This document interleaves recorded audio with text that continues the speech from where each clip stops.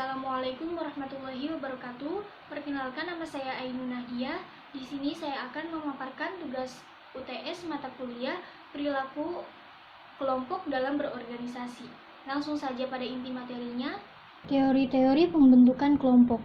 Kelompok merupakan bagian dari kehidupan manusia. Setiap hari manusia akan terlibat dalam aktivitas kelompok.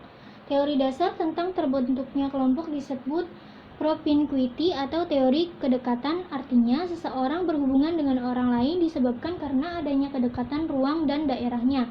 Contoh ramalan, seseorang mahasiswa yang duduk berdekatan dengan seorang mahasiswa lain di kelas akan lebih mudah membentuk suatu kelompok dibandingkan dengan mahasiswa yang duduknya berjauhan. Teori berdasarkan pada aktivitas-aktivitas, interaksi-interaksi, perasaan, dan emosi.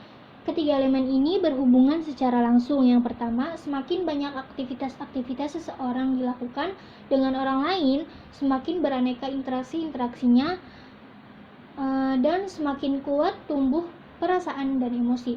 Semakin banyak interaksi-interaksi di antara orang-orang, maka semakin banyak kemungkinan aktivitas-aktivitas dan perasaan dan emosi yang ditularkan pada orang lain.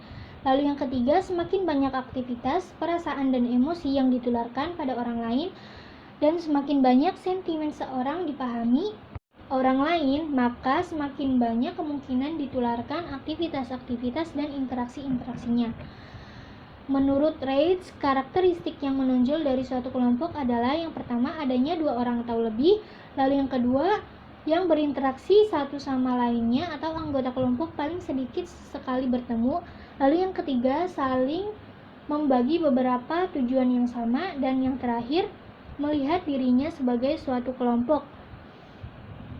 Lalu ada bentuk-bentuk kelompok, dibagi menjadi 4. Yang pertama ada bentuk primer, kelompok formal dan informal, kelompok terbuka dan tertutup, dan kelompok referensi. Bentuk-bentuk kelompok yang pertama ada kelompok primer.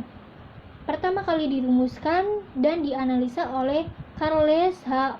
Coley, mengatakan bahwa kelompok-kelompok primer adalah kelompok yang disifati dengan adanya keakraban, kerjasama, dan hubungan tatap muka.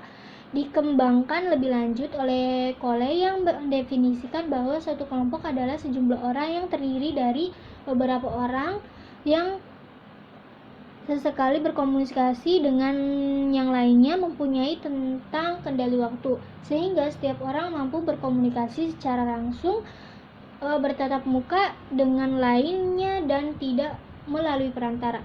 Contoh dari kelompok primer adalah keluarga, kelompok kolega, atau pergrup. Lalu kelompok formal dan informal. Kelompok formal adalah suatu kelompok yang sengaja dibentuk untuk melaksanakan suatu tugas tertentu. Anggota-anggotanya biasanya dilakukan oleh organisasi, contoh komit atau panitia, unit-unit kerja tertentu seperti bagian laboratorium riset dan pengembangan, tim manajer kelompok, tukang pembersih, dan lainnya.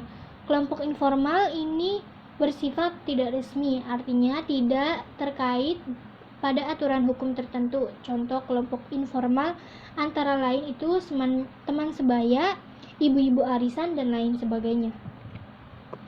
Lalu yang ketiga, kelompok terbuka dan tertutup. Kelompok terbuka adalah suatu kelompok yang secara tetap mempunyai rasa tanggap akan perubahan dan pembaruan. Sedangkan kelompok tertutup atau kelompok laggard, yakni kelompok yang kecil kemungkinannya untuk menerima perubahan atau pembaruan. Kelompok terbuka merupakan kelompok yang mampu memberikan kesepakatan pada semua orang tanpa memandang siapapun untuk masuk ke dalam suatu kelompok tersebut. Contoh dari kelompok terbuka adalah ormas atau organisasi masyarakat. Contoh kelompok sosial tertutup yaitu partai politik, geng di sekolah, dan kumpulan para pejabat papan atas. Lalu yang terakhir, kelompok referensi adalah kelompok sosial yang menjadi acuan bagi seseorang untuk membentuk pribadi dan perilakunya. Contoh kelompok referensi adalah public figure yang dapat mempengaruhi kepribadian seseorang sehingga terbentuk suatu penggemar dalam masyarakat atau dikenal sebagai fans group. Lalu faktor-faktor mempengaruhi presentasi kelompok. Faktor eksternal yang dapat mempengaruhi kelompok, yang pertama ada strategi organisasi. struktur wewenang, peraturan, sumber-sumber daya organisasi, proses seleksi, penilaian prestasi dan sistem imbalan, budaya organisasi, faktor lingkungan fisik, dan lain sebagainya. Lalu faktor-faktor yang mempengaruhi prestasi kelompok. Faktor internal yang dapat mempengaruhi prestasi kelompok, yang pertama kemampuan fisik. Jika kemampuan fisik prima, maka kelompok cenderung bekerja maksimal. Lalu kemampuan intelektual, tingkat pengetahuan, kemampuan dan keterampilan yang dimiliki oleh anggota kelompok menentukan kemampuan kelompok untuk berprestasi atau sebaliknya. Karakteristik kepribadian sekelompok yang kondusif untuk mempresentasikan, misalnya terbuka, tahan terhadap kritik, inovatif, suka tantangan, suka perubahan, senang bekerja sama, dan lain sebagainya.